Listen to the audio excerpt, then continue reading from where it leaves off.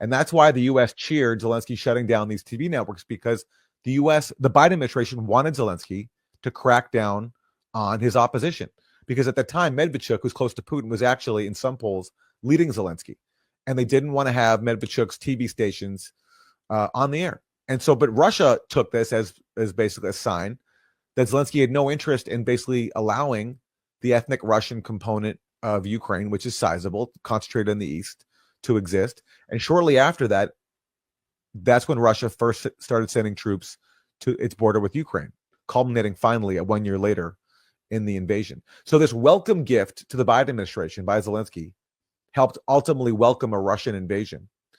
And it's a good example of what you're talking about, how just Ukraine did lose its sovereignty after 2014, when, as Victoria Nuland bragged about, there were U.S. advisors in so many Ukrainian government ministries, and so much money was flowing from the U.S. into Ukraine that, as Samantha Power later admitted, the U.S. was paying the salaries basically for the Ukrainian public sector, along with, we recently learned, like a majority of Ukrainian so-called independent media outlets. This is part of the truth that Trump landed on when he accused Zelensky of being a dictator.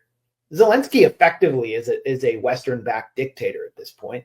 And like so many other Western-backed dictators, he could pay the ultimate price. I mean, there are so many of these Western puppets who paid the ultimate price. Americans are waking up from the war propaganda. They're not going to do it. And Zelensky expected them to do this indefinitely. Without the U.S., he's nothing. So here's Zelensky's response to Donald Trump. He accuses him of living in a disinformation space a day after the president accused Ukraine of starting the war with Russia. So now Zelensky is basically turned into a counter-disinformation researcher, and he's trying to fact-check Trump, which is, one of the most fruitless activities ever. It's like the CNN fact-checker who comes in like anytime Trump lies, Daniel Dale, and like it just becomes like kind of a laughing stock.